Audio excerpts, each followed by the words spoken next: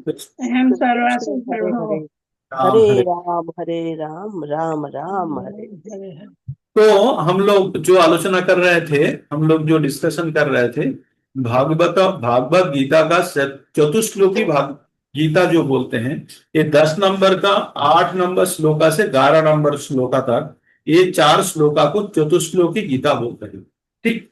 तो यहाँ पे जो उल्लेख किए हैं भगवान के बारे में बोलने गए थे, तो 10 11 का बात किए थे कि भगवान कैसे हमारा अंदर का जो गंदगी है, अंधेरापन है, उसको भगवान कैसे दूर करते हैं।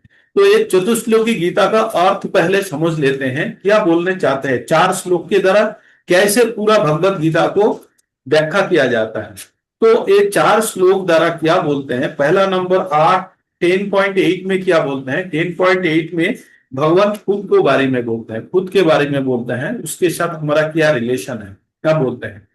पहले में भगवान खुद को बारे में बोलते हैं, दूसरा में भगवान के साथ हमारा रिलेशन क्या है, और उसके बाद हमारा एक्शन क्या है। पहला है भगवान के बारे में ज्ञान, दूसरा है भगवान के साथ हमारा रिलेशन क्या है, तीसरा उसके बाद हमारा एक्शन क्या है, उसके बाद भगवान का एक्शन क्या है। ये 4 चीज समझ लीजिए।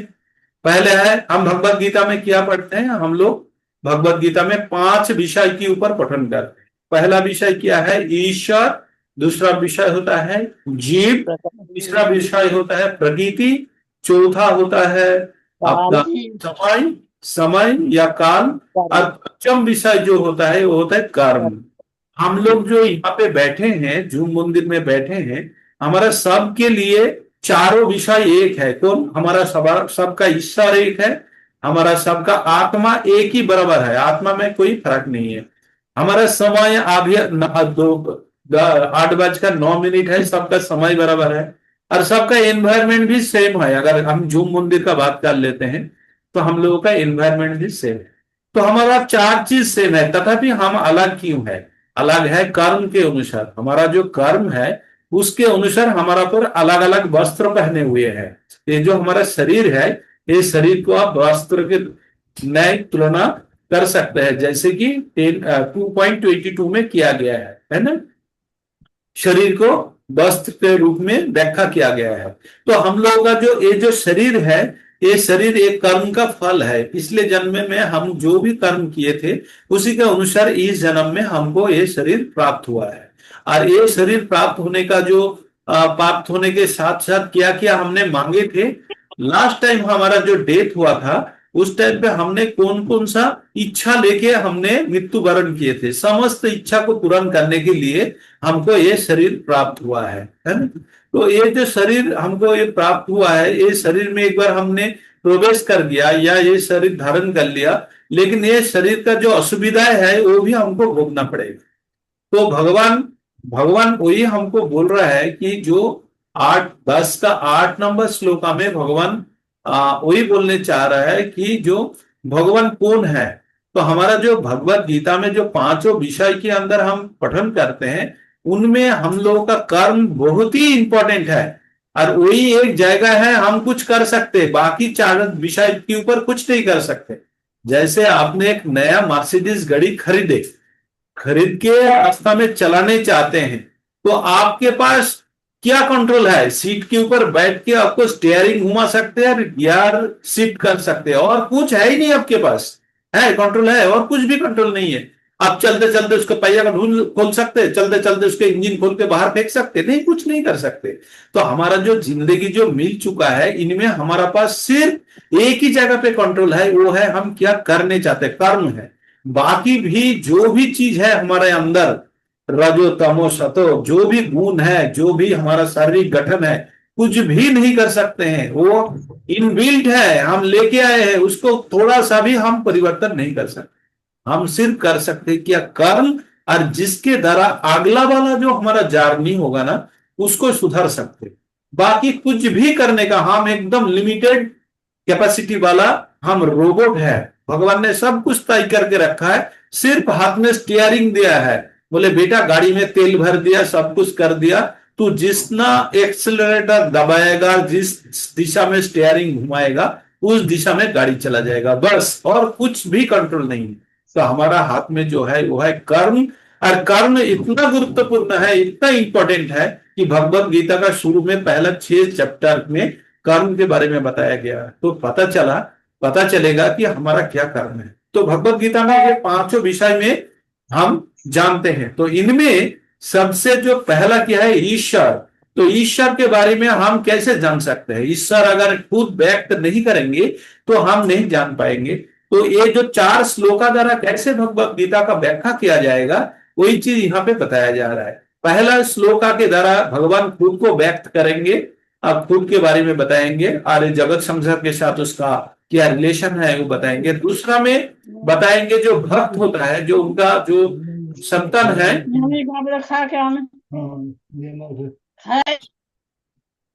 उसका जो संतान हम लोग जो है, हमारा किस प्रकार भगवान के साथ कनेक्टिविटी है। तीसरा है हमारा एक्शन क्या है, हमारा कर्म क्या है।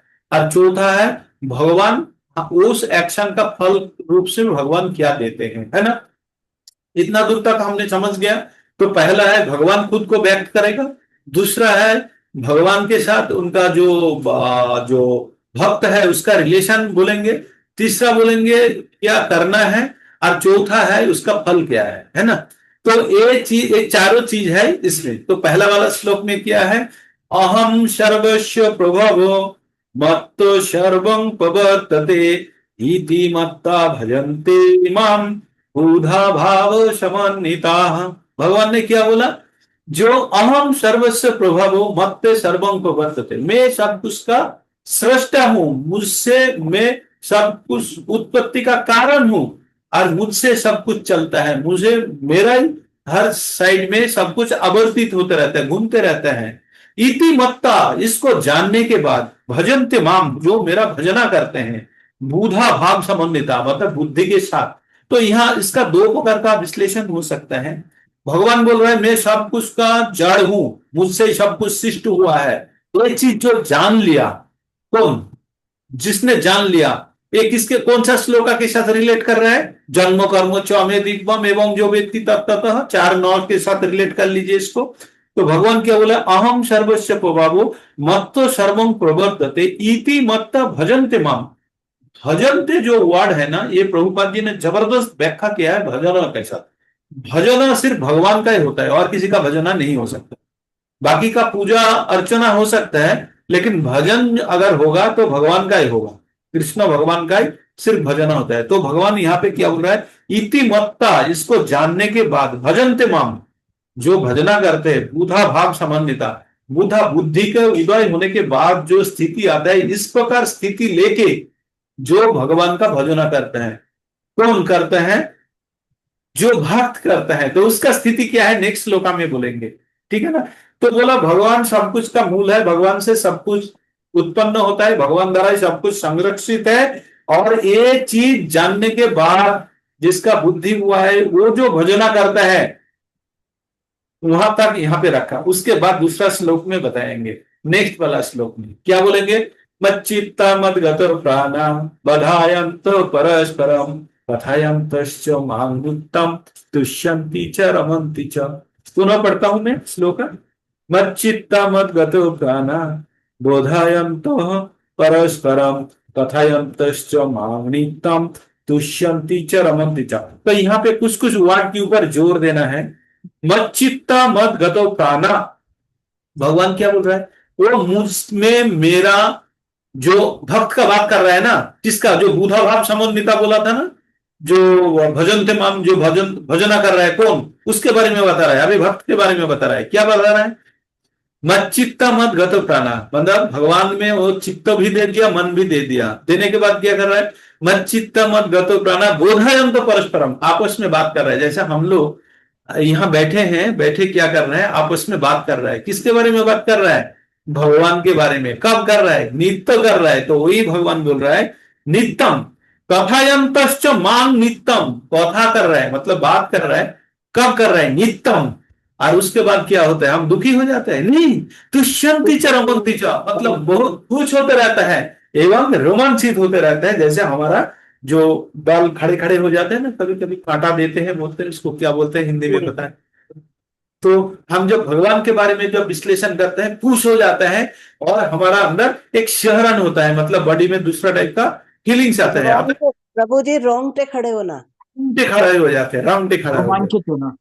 तो जब इस प्रकार का होता है तब आप जान लीजिए आप प्रकृत रूप से भगवान का सेवा में युक्त है। ये जो भगवत का सेवा है, जरूरी नहीं कि भगवान को जाके पूजा अर्चना करना ही भगवान का सेवा है, ग्रंथ पठन करना भी भगवत सेवा है। नित्यम भगवत सेवा है, हमने पठन किए 19 में 18 में, नष्ट प्रायशु अभद्रेशु नित्यम भगवत सेवा है। भगवत सेवा दो प्रकार का हो सकता है, एक व्यक्ति भगवत और दूसरा है आपका ग्रंथ भागवत। तो ये जो हम ग्रंथ भागवत का सेवा कर रहे हैं, तो इसको जब हम क्या करेंगे, तो पहले भगवान क्या बोला, अहम सर्वस्व प्रभव मत्त सर्वं प्रवर्तते इति मत्त भजन्ते माम बुधा भाव समन्विता। उसके अंदर बुद्धि का उदय हुआ है। कौन?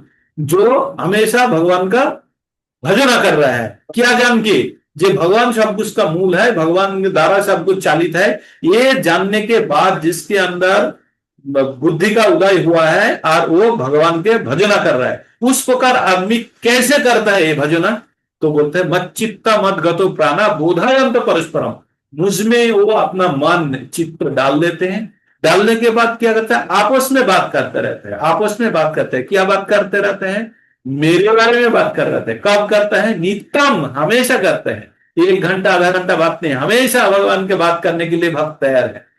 और उसके बाद करते हैं, उससे क्या होता है, उसको उसको तुष्यंती, खुश होते रहता है और रोमांचित होता है। तो ये है भक्तों का क्वालिटी बता दिया। उसके बाद भगवान बोला इस प्रकार जो करता है, उसके बाद क्या होता है, भगवान क्या करते हैं, भगवान का एक्शन बताएगा। तेषां शततो युक्तो न भजतां प्रीति पूर्वकम ददामि बुद्धि योगम तम येनो मायु पायन्ति ते। भगवान बोल रहा है इस प्रकार जो भजवना में जुटे हुए हैं, तेषां सततो युक्तो नाम, सततो हमेशा जो भगवान का भजना में जुड़े हुए हैं, तेषां सततो युक्तो नाम भजतां प्रीति पूर्वकम, भगवान का तो भजना कर रहा है प्रीति पूर्वकम। और भी व्यक्ति है जो भगवान को शरण करता है लेकिन गुस्सा से करता है, देश से करता है, ईर्ष्या से करता है, उसका बात नहीं कर रहा है। जैसे कंस भगवान का शरण करते थे लेकिन ईर्ष्या के साथ करते थे, जो उसको हत्या करूंगा। लेकिन जो प्रीतिपूर्वक हम कर रहा है, जो भगवान को प्यार से आनंद से भगवान को शरण कर रहा है, तो बोला तेषां सततो युक्तो नाम, इस प्रकार हमेशा भगवान के साथ जोड़ने का प्रयास करते हो। तेषां सततो युक्तो नाम भजतां प्रीतिपूर्वकम, भगवान का भजना करते हैं प्यार से, अंतर से और खुशी खुशी करते हैं। तो भगवान क्या करते हैं, उसको बुद्धि देते हैं। क्या बुद्धि देते हैं, किस लिए बुद्धि देते हैं?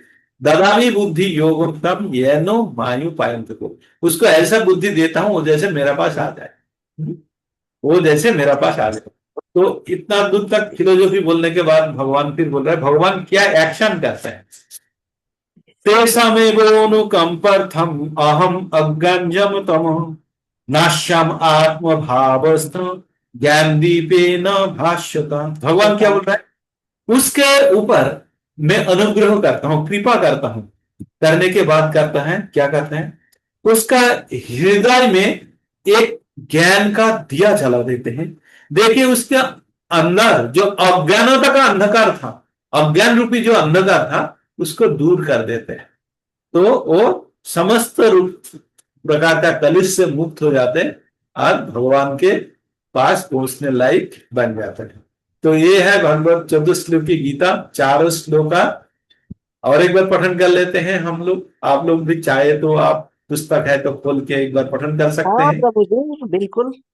हाँ, तो हम लोग साथ साथ में पठन करेंगे, तो हमारा जो जो इच्छा एवं जो लर्निंग है और थोड़ा नष्ट की होगा और दृढ़ होगा। ठीक है, तो शुरू में 8 8 8 10 8 पढ़ते हैं। अहम सर्वस्व प्रभु मत्तः सर्वं प्रवर्तते इति मत्वा भजन्ते मां बुधा भाव समन्विताः।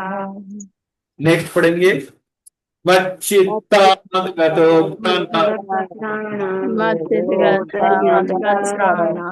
कथायं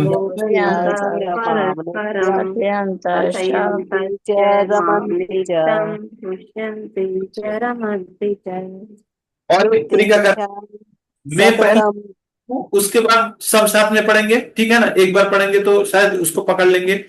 तेषां शततो युक्तो नाम तेषां सततयुक्तानां सततयुक्तानां भजतां प्रीति पूर्वकम् भजतां प्रीतिपूर्वकम् प्रीतिपूर्वकम् ददामि बुद्धि योगं ताम् ददामि ददामि बुद्धियोगं बुद्धियोगमताम् येन मायुपयन्ति ते। येन मामुपयान्ति ते।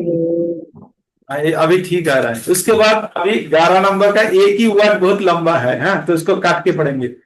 तेषामेव अनुकंपार्थम् तेषामेवानुकम्पार्थम् तेषामेवानुकम्पार्थम् अहम् अज्ञानम् तमः अहम् अज्ञानतमः नाश्यामात्मभावस्थ नास्यायः नाश्यामात्मभावस्थो भावर्थो दीपेन भाषता। ज्ञानदीपेन ज्ञानदीपेन भास्वता। भास्वत। अभी पूरा पढ़ेंगे एक बार, हाँ, आज से पढ़ेंगे, इसको छोड़ेंगे नहीं एकदम। सब साथ में ओम मेरा साथ बोलना शुरू करेंगे, हाँ, साथ में। ओम सर्वस्व निम सर्वस्य प्रभवो मत्तः सर्वं मत्तः सर्वं प्रवर्तते प्रवर्तते इति मत्वा इति मत्वा भजन्ते भजन्ते मां मां बुधा भावा बुद्धा बुधा समन्विताः समन्विताः मच्चित्ता मद्गत प्राणा मतचित्ता मतगतप्राणा मुदयन् मुदयन्तः परस्परम् परस्परं कथयन्तश्च मां कथयन्तश्च नित्यम् मां नित्यं तुष्यन्ति तुष्यन्ति च च रमन्ति च। तेषां सततयुक्तानां सततयुक्तानां भजतां भजतां प्रीतिपूर्वकं सततयुक्तानां भजतां ददामि बुद्धियोगं तं प्रीतिपूर्वकं ददामि येन बुद्धियोगमतां येन मामुपयान्ति मामुपयान्ति ते। अनुकंपते तेषाम् अहं तेषाम् एव ज्ञानतमः अनुकम्पार्थम् अहं नास्याम्यात्मभावस्थो ज्ञानजनं तमः ज्ञानदीपेन भास्वता। नास्याम्यात्मभावस्थो ज्ञानदीपेन भास्वत। हरी बोल। तो हम लोग आज हम लोग चतुश्लोकी गीता पे एक बार पढ़ लिए, तो आप लोग भी जो भी किसी को भी व्याख्या करना है ना भगवत गीता को, आप किसी एक को पकड़िए और उसको आप व्याख्या करके बोल, उसको आप व्याख्या करने का कोशिश कीजिए, उसको समझाने का कोशिश कीजिए चतुश्लोकी गीता में क्या बताया है। ठीक है, अपने एनालिसिस द्वारा प्रभुपाद का एनालिसिस को पढ़ के आप दूसरे को समझाने की कोशिश कीजिए चतुश्लोकी गीता के अंदर क्या है। 10 मिनट, 5 मिनट, 15 मिनट में जितना भी समय आप चाहते हैं लेके किसी को समझाने का प्रयास करिए, तो ये चतुश्लोकी गीता आपके मन के अंदर, दिल के अंदर बैठ जाएगी। ठीक है ना?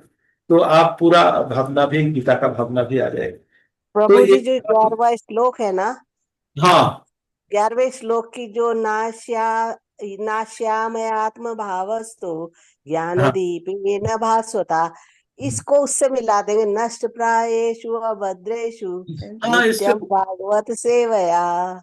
एकदम ये नाश्यम आत्म भाव अवस्था ज्ञान दिव्य ना, हमारा अंदर का जो अंधकार रूपी जो अज्ञानता है उसके अंदर दिया रूपी ज्ञान का दिया जला देते हैं, देखे उसको नाश कर देते हैं। वो भी वही बोला, अष्टोप्रायशु अभद्रेषु नित्यम भगवत सेवा। जब भगवत सेवा करते हैं तो ये भगवान डायरेक्टली बोलता है मैं क्या कर रहा हूँ, और वो हम लोग बोल रहे हैं क्या, वो हम जो एक्शन करते हैं उसका फल स्वरूप क्या मिलता है, यही फर्क है, और तो कोई फर्क नहीं। बिल्कुल।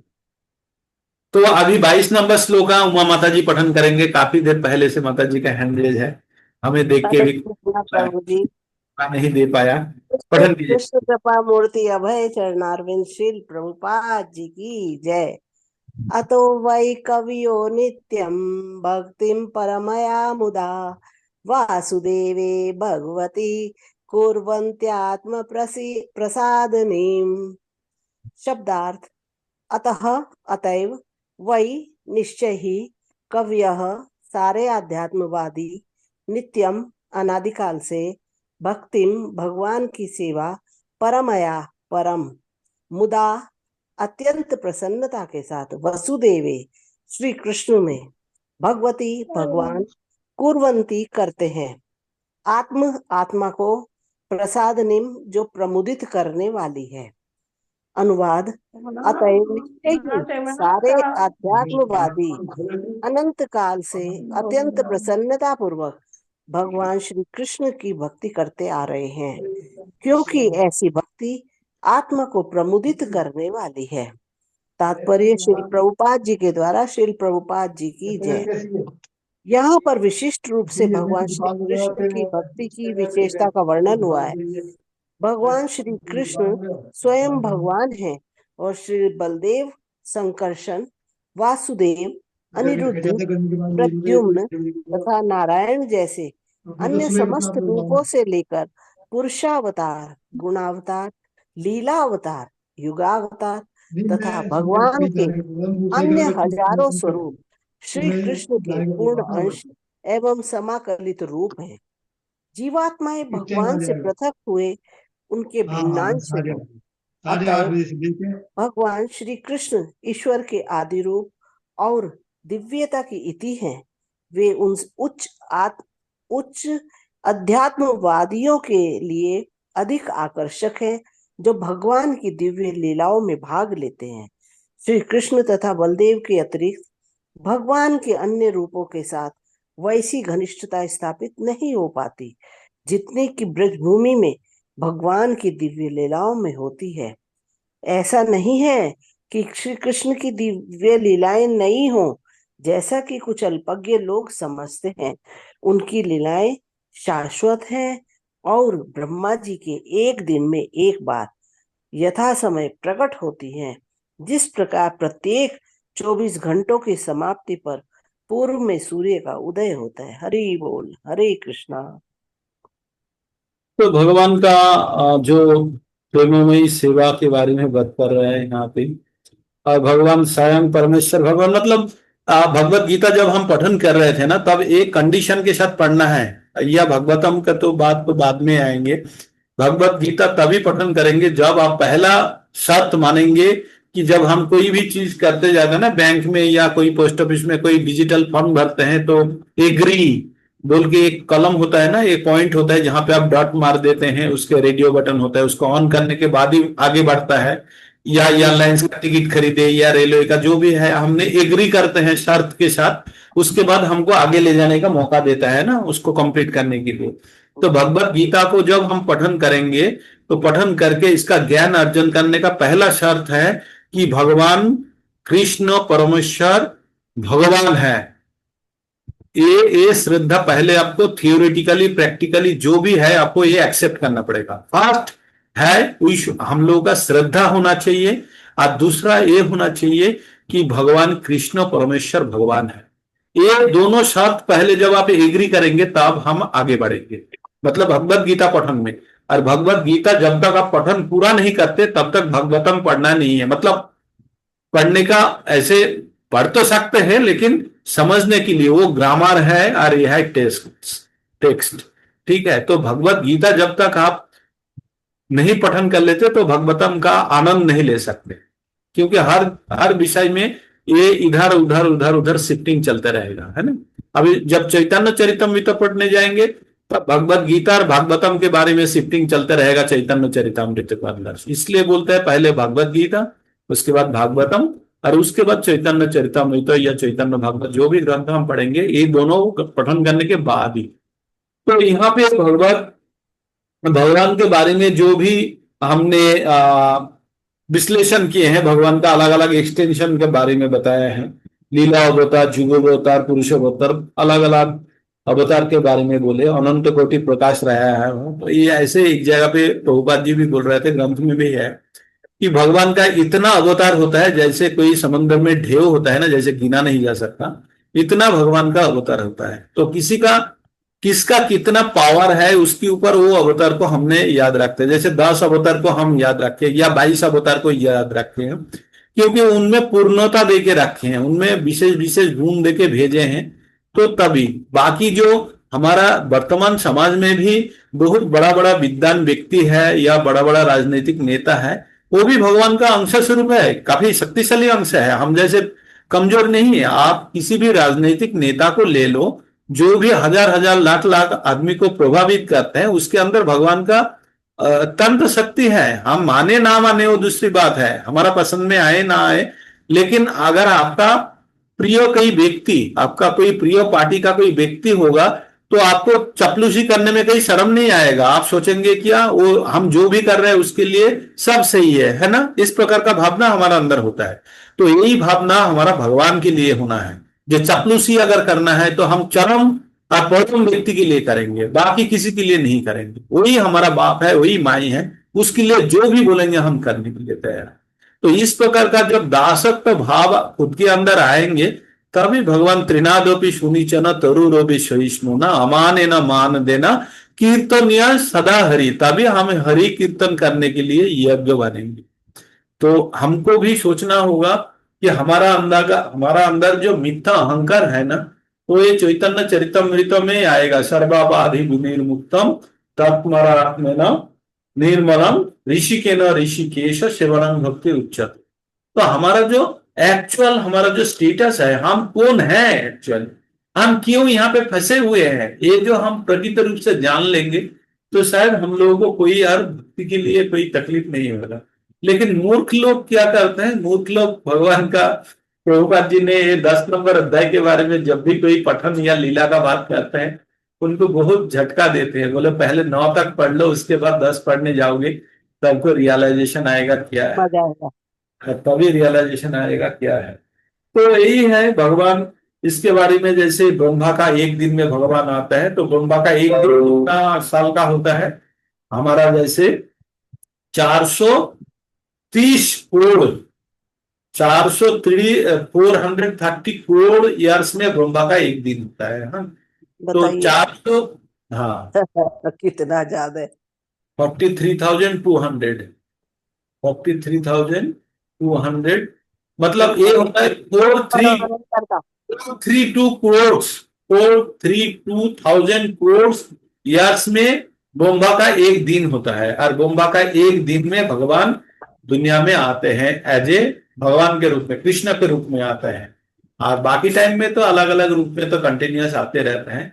तो बोम्बा का एक दिन कैसे कैलकुलेट करते हैं, चतुर्युग में होता है 43 lakhs 200 ईयर्स, और उसको सहस्र वर्षों सहस्र मल्टीपल करते हैं, तो 1000 से मल्टीपल करते हैं तो वो आ जाता है 432 करोड़ साल के बाद भगवान एक बार धराधाम में आते हैं। तो इस प्रकार से चलते रहते हैं। जैसे सूरज 24 घंटा के बाद उदित होता है, इसलिए इस प्रकार भगवान भी अपना साइकिल मेंटेन करके 432 करोड़ साल के बाद फिर धराधाम में आते हैं। तो हम लोग तो मतलब बहुत नजदीक से भगवान को देखे, इसका मतलब ना 5,000 साल पहले भगवान निकल गए, मतलब वो 430 करोड़ का बात हो रहा है। 430 4,300 ना 432 करोड़ का बात कर रहे हैं हम यहाँ पे। 5,000 साल पहले ही भगवान आए थे दुनिया में, नहीं तो हम लोग आगे पीछे थोड़ा सा भी इधर उधर हो जाता तो शायद भगवान को देख भी पा जाते हैं। क्या पता देखा हो पिछले हमने। हो सकता है हम लोग कीड़ा मकोड़ा हो रहे सकता हैं, है हमें लेकिन एक देखा चीज, भी हो, हमें तो याद नहीं है। अब हम हाँ, देखने तो लगे भगवान बोल ये रहे तो ना, शो करता है कि हमने देख लिया होगा मत हमने भी थोड़ा थोड़ा। भगवान तो बोलते हैं मत ज्ञानम अपहनम च। भगवान ने स्मृति भी दिए, ज्ञान भी दिए, और वो हटाने के लिए शक्ति भी दिए। हम्म, तो नेक्स्ट वाला कौन पठन करेंगे, निर्मला नारायणी माधवी देवीदासी माता जी बहुत देर से हाथ उठा के रखे हैं। माता जी पठन कीजिए।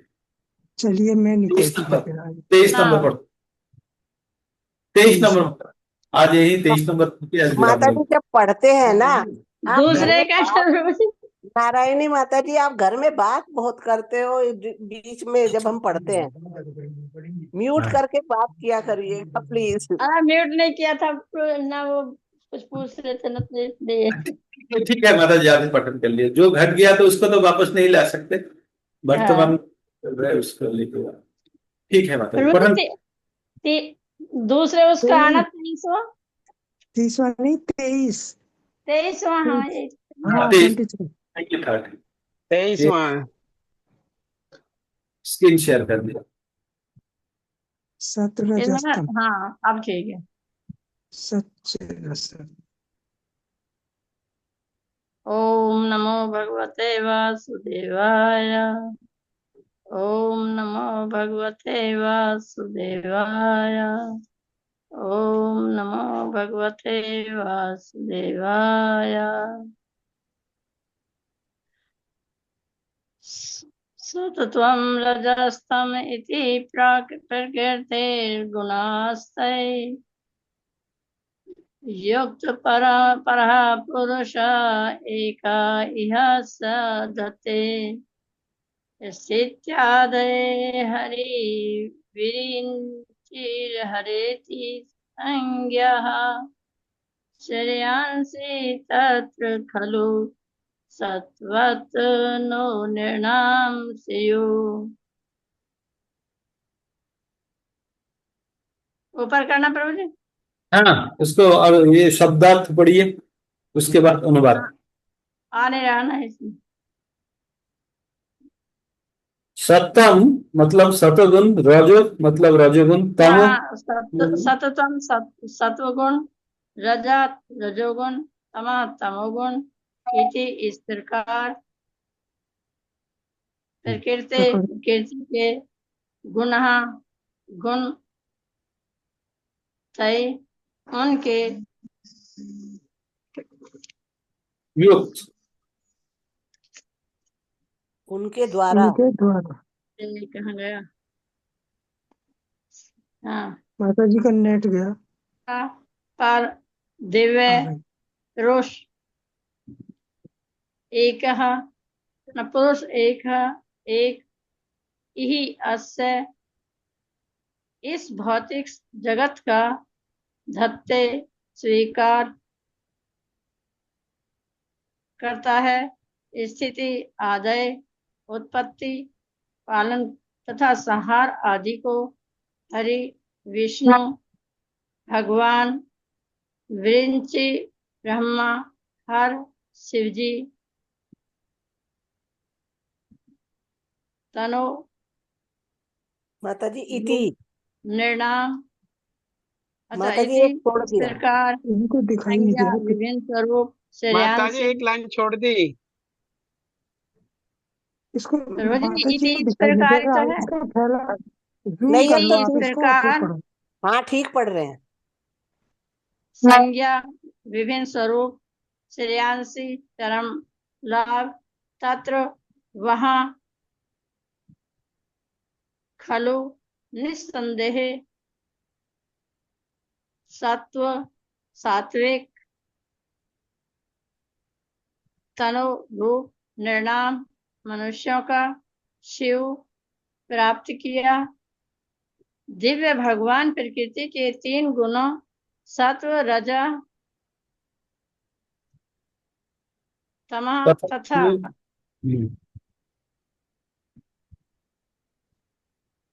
सत्व प्रत्यक्ष रूप से रजस तथा तम से अप्रत्यक्ष रूप से संबद्ध है और वे भौतिक जगत की उत्पत्ति पालन तथा संहार के लिए ब्रह्मा विष्णु तथा शिव इन 3 गुणात्मक रूपों को ग्रहण करते हैं।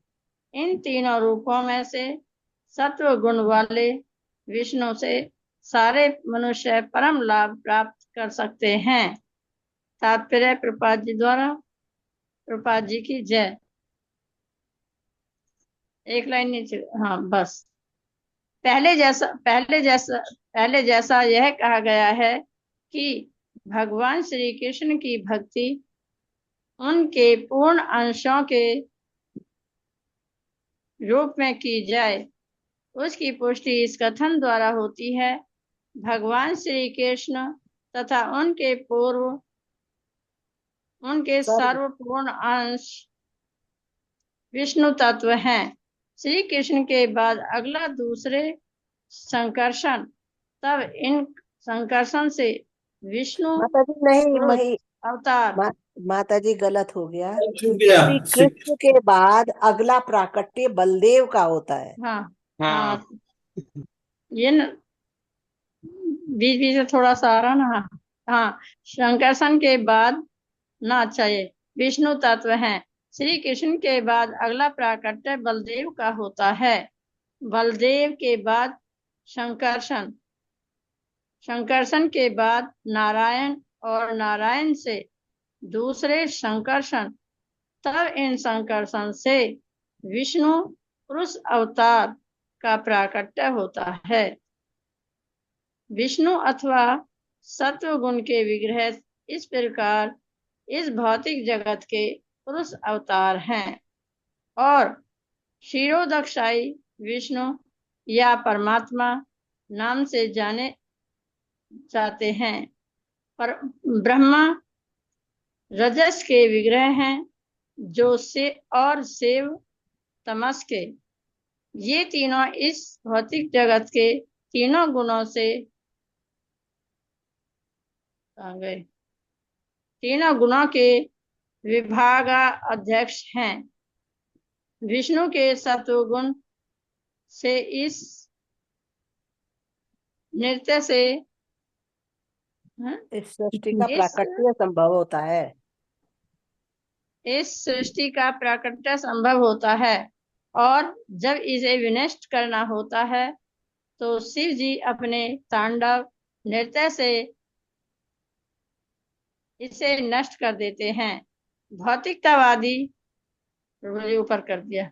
हाँ, भौतिकतावादी तथा मूर्ख मनुष्य क्रमशः ब्रह्मा तथा शिव की पूजा करते हैं, किंतु विशुद्ध अध्यात्मवादी सत्व गुण के रूप विष्णु की पूजा उनके विविध रूपों में करते हैं। विष्णु परमात्मा के लाखों करोड़ों अभिन्न तथा भिन्न रूपों में प्रकट होते हैं। अभिन्न रूप ईश्वर कहलाते हैं और भिन्न रूप जीव कहलाते हैं। जीव तथा ईश्वर दोनों के ही अपने मूल आध्यात्मिक रूप होते हैं। जीव कभी कभी भौतिक शक्ति के वशीभूत होते रहते हैं, किंतु विष्णु के रूप सदैव इस शक्ति को अपने वश में रखते हैं।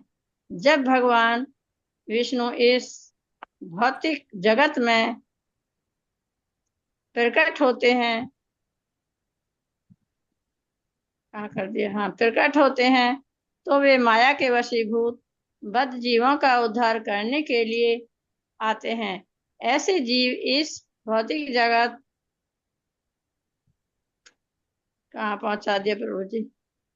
हाँ, भौतिक जगत में स्वामी प्रभु बनने की आंतरिक इच्छा लेकर आते हैं और इस तरह वे प्रकृति के 3 गुणों में फंस जाते हैं। फलस्वरूप जीवों को विविध अवधि की बंदी जीवन बिताने के आदेश से ब्रह्मा द्वारा सर्जित माता जी होता एक है। लाइन छोड़ दी। हाँ, ये ऊपर नीचे लाइन कर देते हैं ना एक लाइन एकदम छूट गई माता जी। के लिए फलस्वरूप अपना जीवों को भौतिक आवरण बदलते रहना पड़ता है। इस भौतिक जगत का बंदी गृह भगवान के आदेश से ब्रह्मा द्वारा सर्जित होता है और एक कल्प के अंत में शिवजी द्वारा सारी वस्तुएं नष्ट कर दी जाती हैं।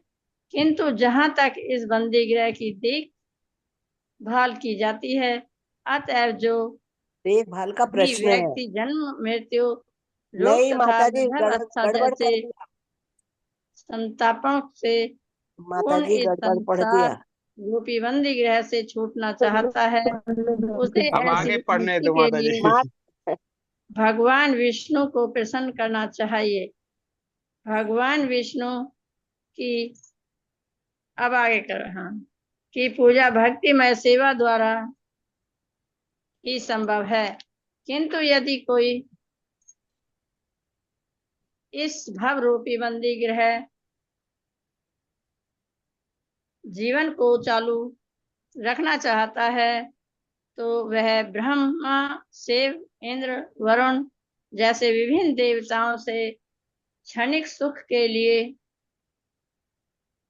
तत्संबंधी सुविधाओं की याचना कर सकता है, किंतु कोई भी देवता बंदी जीव को इस जगत के बद्ध जीवन से नहीं छुड़ा सकता।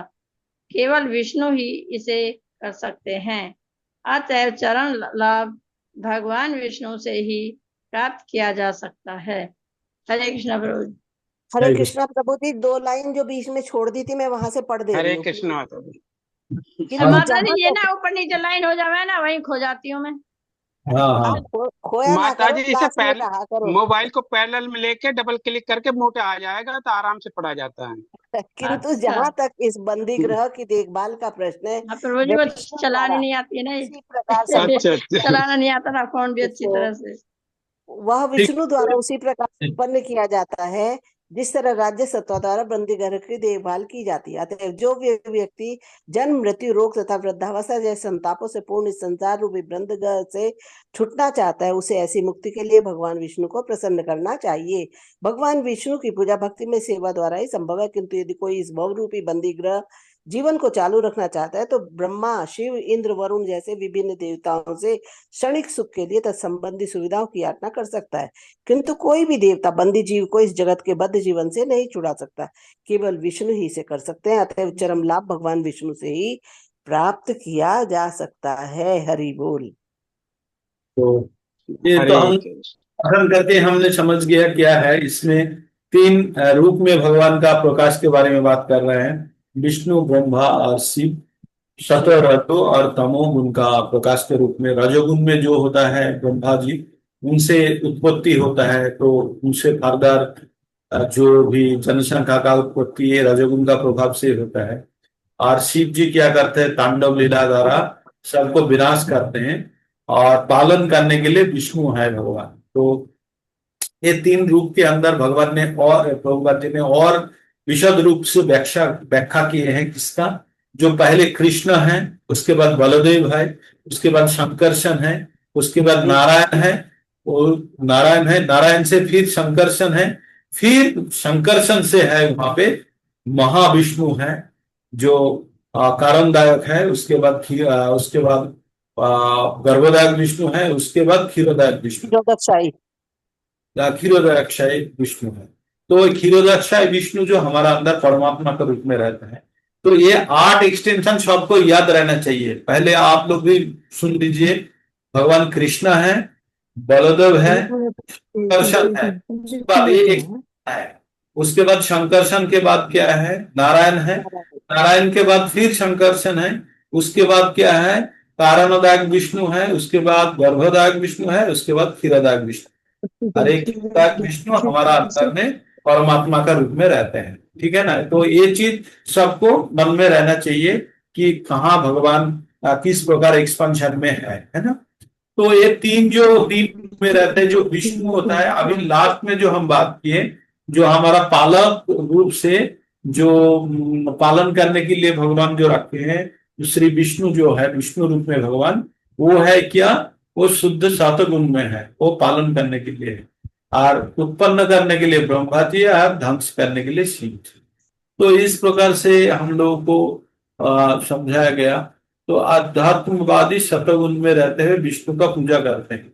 ये जो ब्रह्मा या शिव जी का पूजा करके कोई ये जड़ जगत का बंधन से मुक्त नहीं हो सकता है। तो प्रभुपाद जी ने 9 नंबर अध्याय में एक श्लोका के विश्लेषण में वहां बुझवाया था। श्लोका भी इस प्रकार है, यान्ति देवव्रतो देवन पित्रानंति पितृव्रता भूतानि अंति भूतेज ममो यान्ति ममो जाजिन ओपिमाम।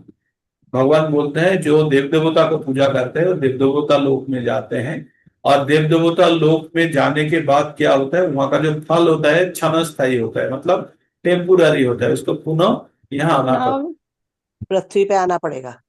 हाँ फिर वापस आना पड़ेगा। जी। तो इसलिए वो बोलता है ना, अंत बंतु फलम तेषम तद्भव अल्प मेधाश्याम देवान देव जो जानती मद भक्तांति मानोपी। जो 23 नंबर श्लोक है, 7 नंबर होता है, 7 का, हाँ 7 का 23। तो वहां बोलता है जो देव देवता का पूजा करता है वो देव लोक जाता है, किंतु जो भगवान का पूजा करता है वो भगवान का लोक में जाता है। और जो पितरों की पूजा करता है तो वो पितृलोक में जाता है, अरियमा के लोक में। हाँ, वो 9 नंबर अध्याय में वो श्लोका बोला, और ये वाला बोला 7 नंबर में, 23 नंबर बोला। तो हर जगह पे एक ही चीज बोल रहे हैं, अलग अलग रूप से व्याख्या किया है। तो हमको एक चीज जान लिया, इसलिए हम लोग जो नाम अपराध के टाइम पे 2 नंबर पॉइंट बोलते हैं, पता है ना, 2 नंबर पॉइंट किया है। 1 नंबर पॉइंट में हम क्या बोलते हैं, बोलते हैं जो भक्त भगवान का नाम का उद्देश्य से अपना जीवन को उत्सर्ग किया है, उसका निंदा करना नंबर 1 मतलब वैष्णव अपराध हो जाता है। पहला सबसे बड़ा अपराध है वैष्णव अपराध है। दूसरा वाला है क्या, शिव ब्रह्मा आदि देवता समूह को भगवान का बराबर या भगवान से अलग समझना, ये भी एक अपराध है। तो शिव ब्रह्मा आदि देवता समूह और देवता है वो जरूर विशिष्ट है, मतलब भक्त है, लेकिन भगवान नहीं है और भगवान का बराबर भी नहीं, लेकिन भगवान से अलग भी नहीं, क्योंकि वो भगवान का अंश है। तो ये इस प्रकार बोला, तो जीव को ये जड़ जगत से मुक्त होने के लिए विष्णु का शरणापन्न होना होगा या कृष्ण का शरणापन्न होगा, नहीं तो शिव या ब्रह्मा आदि देवता समूह नहीं दे सकते, क्योंकि ब्रह्मा जो है वो भी अमर नहीं है, उनका भी अमरत्व नहीं क्षय है। होता है।